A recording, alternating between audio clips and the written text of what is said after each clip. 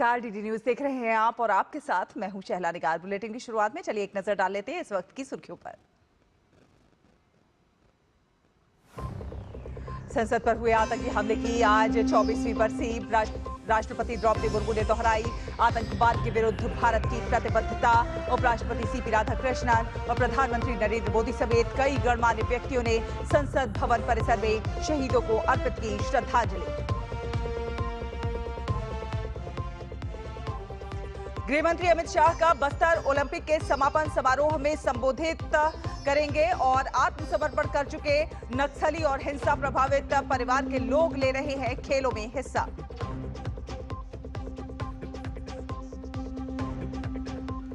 केरल स्थानीय निकाय चुनाव को वोटों की गिनती जारी। एनडीए और एलडीएफ के बीच कांटे की टक्कर। साल 1995 के बाद इस बार हुआ था सर्वाधिक मतदान।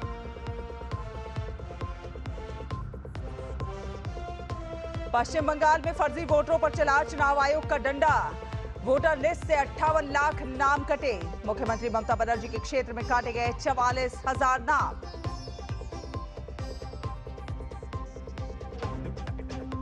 और दिग्गज फुटबॉल खिलाड़ी लायनल मेसी का भारत दौरा। बहुचर्चित गोट इंडिया टूर 2025 की आज से आधिकारिक शुरुआत। साल 2011 के बाद पहली बार आए हैं भारत।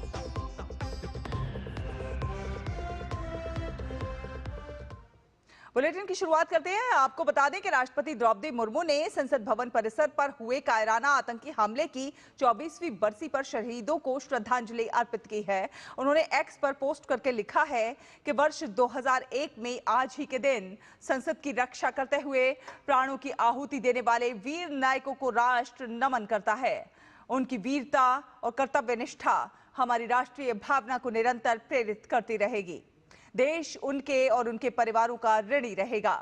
आज के दिन हम आतंकवाद के सभी रूपों से लड़ने के लिए भारत की प्रतिबद्धता की पुष्टि करते हैं।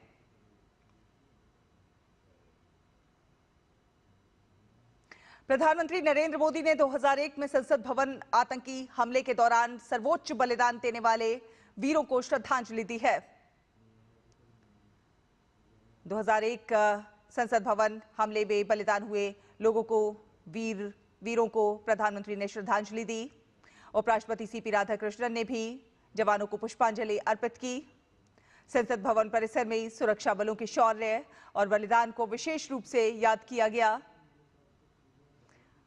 आपको बता दें, वर्ष 2001 में लोकतंत्र के मंदिर संसद भवन पर हुए कायराना आतंकी हमले के दौरान इन जवानों ने अद्भुत बहादुरी का परिचय देते हुए हमले को विफल कर दिया था।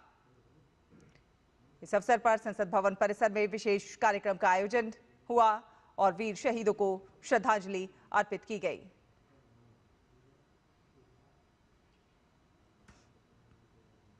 आगे बढ़ेंगे, अगली खबर का रुख करते हैं। केंद्रीय गृह एवं सहकारिता मंत्री अमित शाह आज छत्तीसगढ़ के जगदलपुर के दौरे पर रहेंगे, जहां पर वो बस्तर ओलंपिक के समापन समारोह को संबोधित करेंगे। इस साल बस्तर ओलंपिक में बस्तर संभाग के 7 जिलों के लगभग 3,500 खिलाड़ी और नुआबाद टीम के 761 प्रतिभागी भाग ले रहे हैं, जिनमें आत्मसमर्पण कर चुके नक्सली और माओवादी हिंसा से प्रभावित परिवारों के सदस्य भी शामिल हैं। पिछले साल 1,65,000 प्रतिभागियों के मुकाबले इस साल संख्या बढ़कर 3,92,000 हो गई है, जिसमें 2,27,000 से ज्यादा महिलाएं हैं।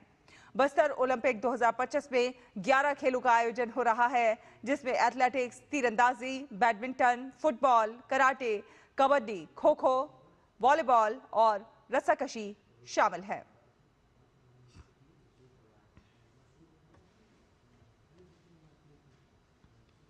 और अब बात करेंगे केरल निकाय चुनाव की। जी हां, केरल के स्थानीय निकाय चुनाव 2025 की मतगणना जारी है। हालांकि कई सीटों पर नतीजे सामने आ गए हैं और इस बीच सुबह 9 बजे तक हुई मतगणना के शुरुआती रुझान जो मिल रहे हैं वो एक मिली जुली तस्वीर पेश करते हुए नजर आ रहे हैं। बीजेपी की केरल में एंट्री हुई है। 15 ग्राम पंचायतें, 3 नगर पालिकाएं, 1 निगम पर एनडीए आगे चल रही है। हालांकि ये जो रुझान है केंद्र में सत्तारूढ़ भाजपा और उसके सहयोगियों के लिए उत्साहित करने वाले हैं। हालांकि सत्ताधारी सीपीआईएम के नेतृत्व वाला लेफ्ट डेमोक्रेटिक फ्रंट जो है वो बढ़त बनाए हुए है।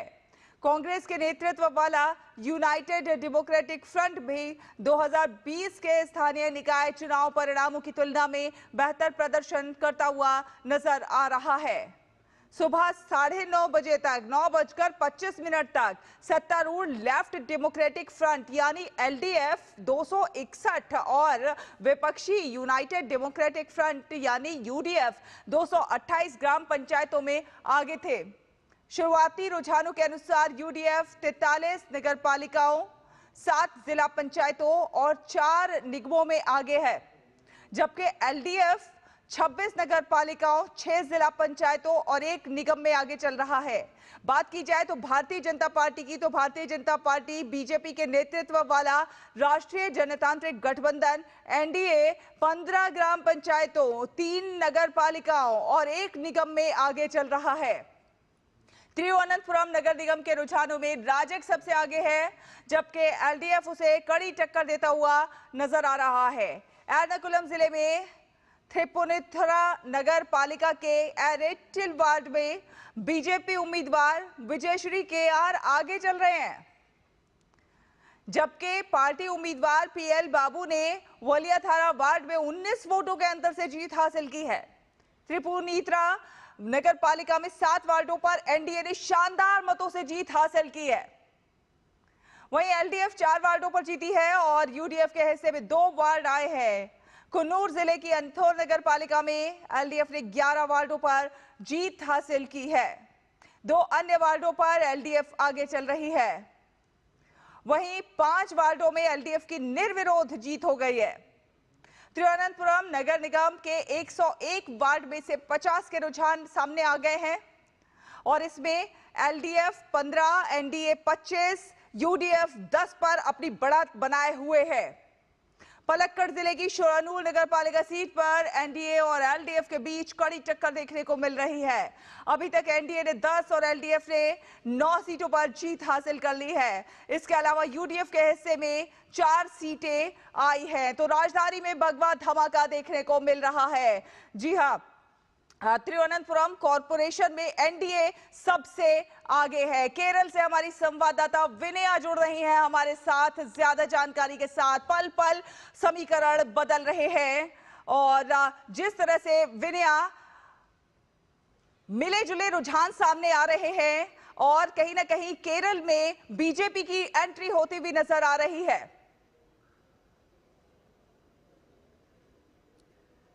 बिल्कुल बहुत ही शानदार प्रदर्शन एनडीए और बीजेपी ने किया है इस बार। बीजेपी ने वोट मांगा एक बदलाव के लिए और एक विकसित केरल के लिए, तो वो युवाओं से वोट मांगा था ये बोल के विकसित केरल के लिए आप वोट दे दो, प्रधानमंत्री नरेंद्र मोदी जी के लिए वोट दे दो। ये कि लोकल बॉडी इलेक्शन में भी मोदी का नाम उठाया था और जितना भी सेंट्रल गवर्नमेंट्स का स्कीम होता है, जैसे जो भी पीएमएवाई करके जितना भी स्कीम्स होता है, ये स्कीम्स का सारे बोल के इसने वोट मांगा था। तो उस बदलाव अब दिख रहा है कि अभी हम ये केरल का बीजेपी का राज कार्यालय में है, यहाँ कार्यकर्ता लोग आने शुरू किया है और हल्के से सेलिब्रेशन भी यहाँ शुरू हो गया है कि लेटेस्ट स्टैटिक्स में बता रही हूँ कि तिरुवनंतपुरम निगम के की 47 सीट में बीजेपी आ गए। 47 मतलब ये मेजोरिटी के लिए 50 सीट चाहिए, तो बिल्कुल ये लीड में बस 3 का कमी है। ये 50 सीट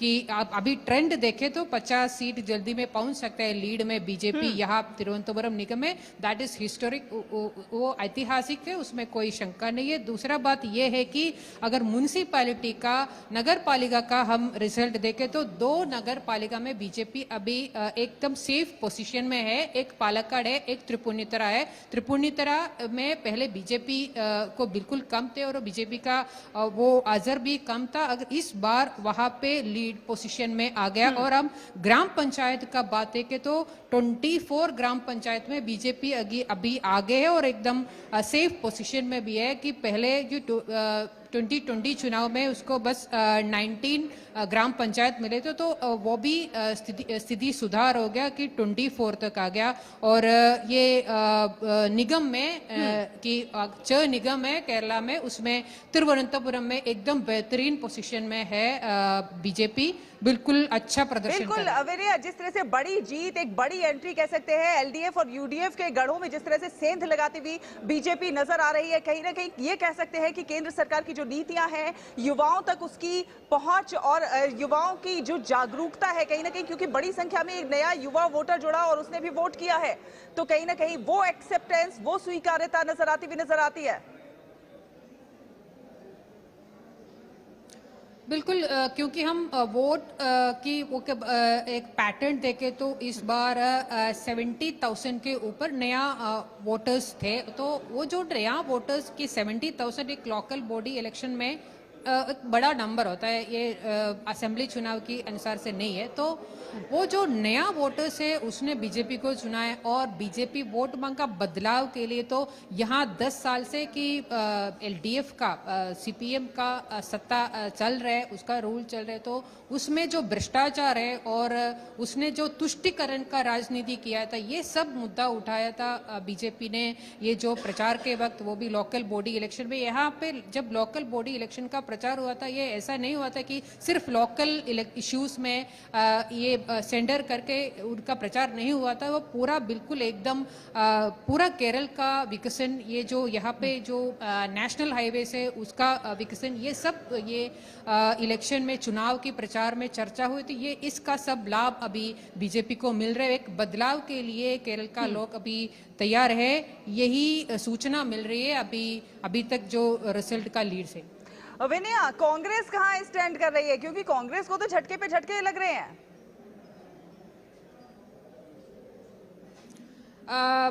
ऐसे हम बोल सकते तो कांग्रेस अभी थोड़ा उनका स्थिति सुधार है, कि झटका हम नहीं बोल सकते उसकी लीड के अनुसार से।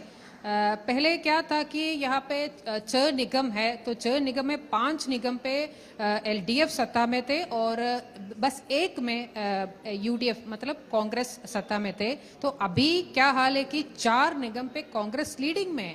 तो जब ये गिनती शुरू हो गई, गिनती शुरू होने के बाद ये जो लीड उसने रखा है वो अभी भी है, उसका मतलब ये है कि वो एक सेफ पोजीशन में जा रहे। तो कांग्रेस को उतना बड़ा झटका नहीं है, झटका हुआ है एलडीएफ और सीपीएम को।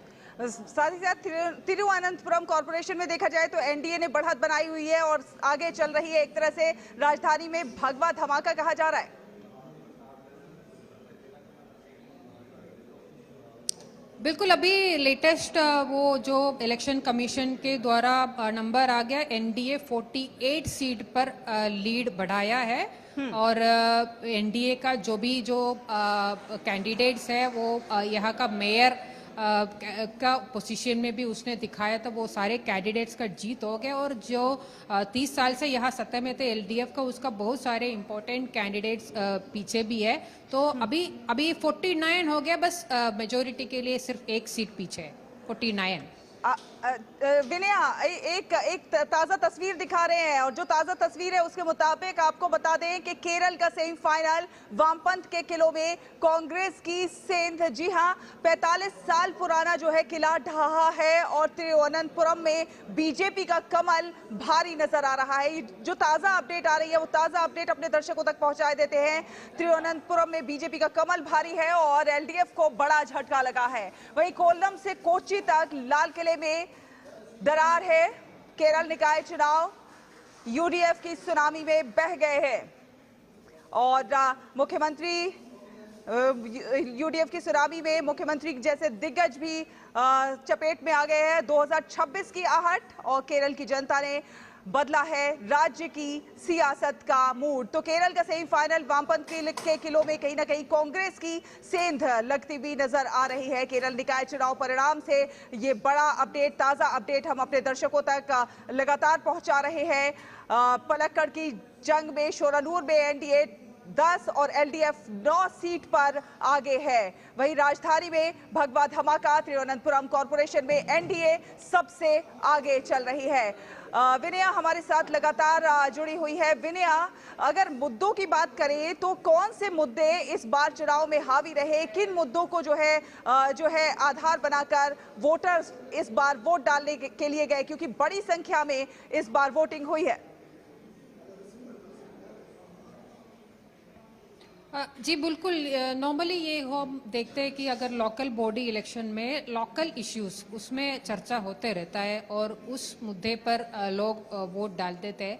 मगर इस बार ये इलेक्शन का प्रचार करीब 1 महीने का प्रचार हुआ था इधर, तो उसमें बहुत बड़ा चर्चा हुआ शबरीमला सोने चोरी का, और दूसरा कांग्रेस का एक एमएलए के ऊपर बलात्कार का आरोप लगाया था, वो भी कि ये शबरीमला बहुत बड़ा मामला है, इमोशनल, बहुत इमोशनली मामला है। उधर से जब सीपीएम सत्ता में थे, सीपीएम द्वारा देवस्थान बोर्ड सत्ता में थे, तब उधर से सोना चोरी हो गया, तो वो बात बहुत बड़ा चर्चा हो गया। उसका लाभ अभी उसका लाभ मिला है कांग्रेस और एनडीए बीजेपी को, तो कि बीजेपी ने ये जो बात शबरीमला सोना चोरी के बाद सबसे पहले उठाया था और उसने बहुत जुलूस और प्रोटेस्ट ये सब किया था और कोर्ट में केस भी किया था सेंट्रल एजेंसी का इंक्वायरी मान के, तो ये सब एक इफेक्ट हुआ है। और दूसरा ये है कि 10 साल से अभी सीपीएम का सत्ता में है, या तो एक एंटी इनकम्पेंसी फीलिंग है लोगों के ऊपर, क्योंकि बीजेपी ने मुद्दा उठाया था भ्रष्टाचार का, बेरोजगारी का, ये सब उठाया था। तो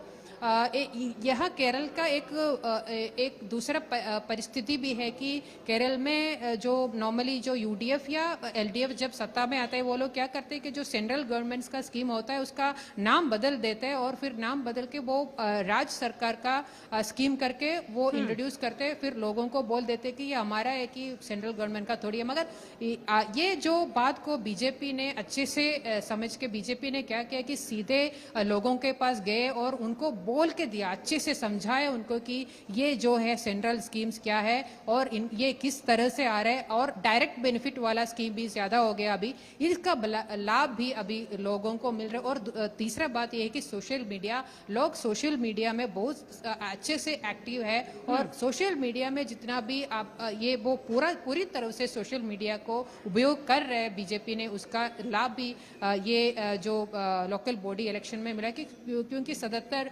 युवक लोग वो सोशल मीडिया में ही है, वो लोग उनमें जो आ रहे जो बातों का उनका वो वहां पे समझ लेते हैं, तो उनका लाभ भी बीजेपी को मिला है। विनया, इस चुनाव को एक सेमीफाइनल की तरह देखा जा रहा है क्योंकि आने वाले समय में वहां पर विधानसभा चुनाव भी होने हैं और ऐसे में जो बढ़त बनाएगा, किस प्रकार का जनादेश आता है, उस हिसाब से एक रणनीति बनेगी अगले चुनाव के लिए। और ऐसे में देखने वाली बात होगी कि क्या कुछ किसके सर ताज सजता हुआ नजर आता है। बिल्कुल, अभी 4 महीने के अंदर असेंबली चुनाव पे जाएंगे केरला, तो उसके एक सेमीफाइनल है ये, उसमें कोई शंका नहीं है। मगर बीजेपी का राज्य अध्यक्ष ने क्या बोला था, उसने बोला था ये हमारे लिए सेमीफाइनल नहीं, ये फाइनल है, जो फाइनल मान के हम इस चुनाव में लड़ रहे, जो भी मुद्दा उठ रहे, तो फाइनल मान के उसने लड़ा और उसका लाभ मिल गया। जितना भी वो हम राज्य अध्यक्ष का बात बोले तो वो Rajeev Chandrasekhar former union minister है, वो राज्य अध्यक्ष होने के बाद आया हुआ वाला लोकल बॉडी इलेक्शन भी है, तो उसमें उसका एक लिटमस टेस्ट भी है, तो वो उस लिटमस टेस्ट में उसने पास किया, जैसे अभी ट्रेंड की अनुसार से, क्योंकि अभी वो लेटेस्ट ट्रेंड भी मैं बोल रही हूँ कि बीजेपी अभी ये तिरुवनंतपुरम निगम में 49 सीट्स पे आ गए। 49 मतलब सो उसको मेजोरिटी के लिए बस 1 सीट का कमी है, 50 है मेजोरिटी, तो उतना आगे जा पाई बीजेपी ने उनकी नेतृत्व में, तो उनके लिए भी वो एक बहुत जिस तरह के रुझान है, कहीं ना कहीं ये कहना गलत नहीं होगा कि केरल की जनता ने राज्य की सियासत का मूड पूरी तरह से बदल दिया है।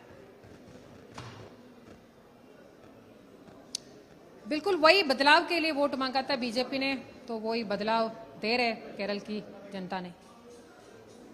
बिल्कुल, तो ताजा ट्रेंड क्या कुछ है हमारे दर्शकों को बताइए विनया, कि इस समय के ताजा ट्रेंड क्या कुछ मिल रहे हैं।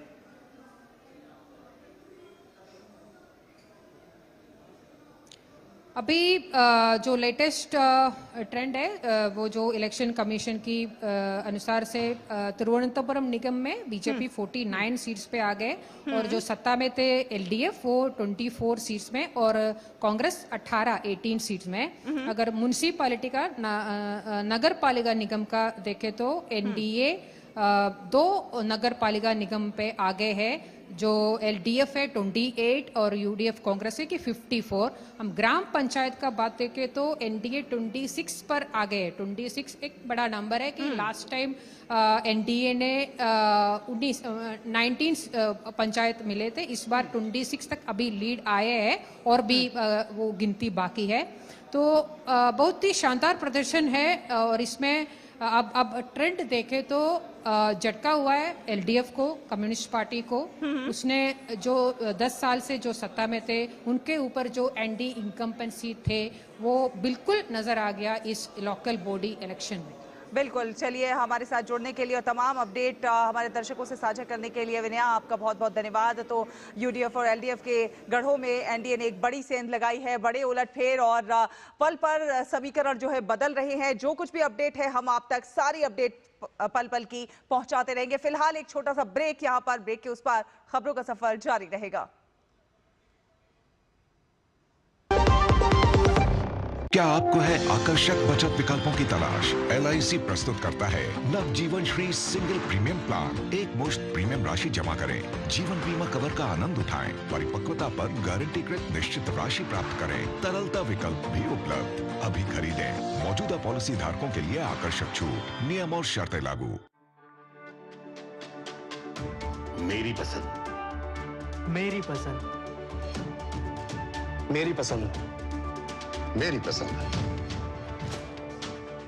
हमारी पसंद, हम सबकी पसंद। मजबूत देश का मजबूत सरिया हो गया स्टील। के बाद स्वागत है आपका। आप देख रहे हैं डीटी न्यूज। आपको बता दें, भारतीय वायुसेना अकादमी टुंडीगल में फ्लाइट कैडेट्स के प्री कमीशनिंग प्रशिक्षण की सफलता पर संयुक्त ग्रेजुएशन परेड का आयोजन किया गया।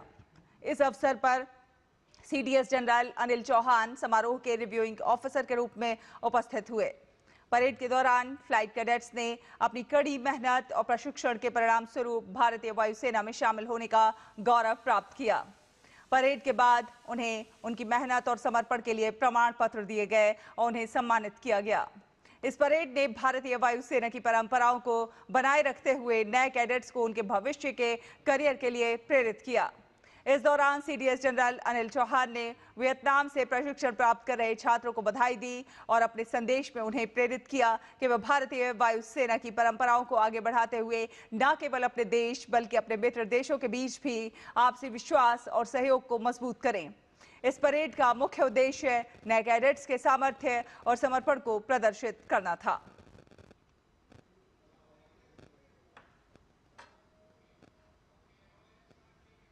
Felicitations to the trainees from Vietnam who are graduating today. Your presence strengthens the bond of trust and friendship between our nations. I wish you success in all your future endeavors. In a few moments, you will take your Pratham Pag as a professional soldier and as a military leader. Ahead of you lies a life of honor, sacrifice, and relentless pursuit of excellence.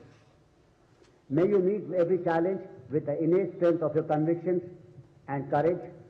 Serve boldly, lead fearlessly, and let your actions add glory to the proud traditions that you inherit today. और भारत में देसी ऊन और ऊनी उत्पादों की समृद्ध विविधता है, लेकिन जागरूकता के अभाव में स्वदेशी ऊन की खरीद और खपत में लगातार गिरावट देखने को मिल रही है। विभिन्न संस्थाओं द्वारा भेड़ पालक समुदायों और कारीगरों के आय के स्रोतों में विविधता लाने की कोशिशें चल रही हैं और इसी पहल का नतीजा है कि देसी ऊन उत्सव जो इस वक्त दिल्ली में चल रहा है वो बहुत खास हो जाता है। आपको छोड़े जाते हैं इस खास रिपोर्ट के साथ। आप देखिए देसी ऊन पर यह विशेष रिपोर्ट। हमें और हमारी पूरी टीम को दीजिए अनुमति। नमस्कार।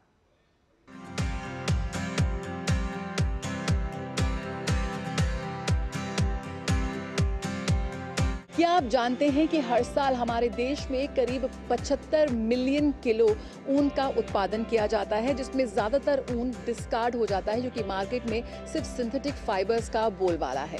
इस वक्त हम हैं देसी ऊन फेस्टिवल में, जहां पर आपको भारत की देसी ऊन की इतनी वैरायटीज़ देखने को मिलेंगी कि आप हैरत में पड़ जाएंगे।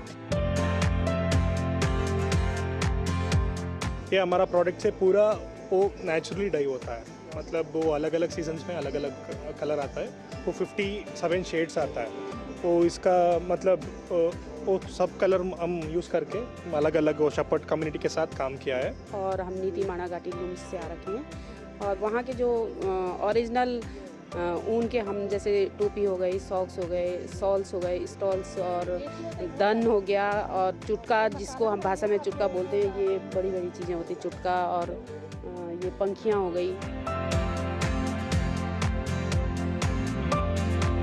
हम लोग राजस्थान में काम करते हैं पशुपालकों के साथ मगरा ऊन पे, जो राजस्थान की देसी ऊन है।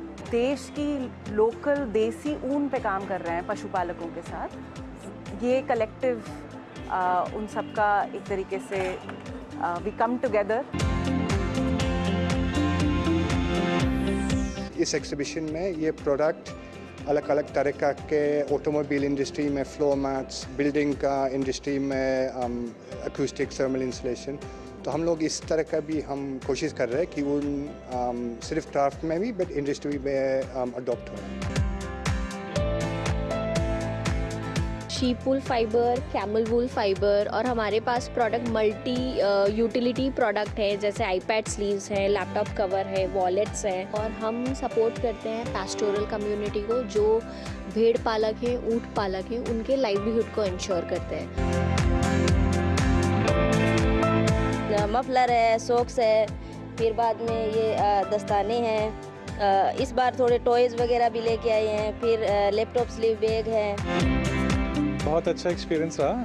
I bought some pashmina hat and some socks and some yak, so it was pretty unique. जो हमारे देश का लोकल वूल वैरायटी होता है, देसी ऊन जिसको बोलते हैं, उसके बने हुए बहुत सारे हैंडमेड प्रोडक्ट्स हैं। देसी ऊन है, सिर्फ सर्दियों का फैब्रिक नहीं है, गर्मियों में भी आप इस्तेमाल कर सकते हैं।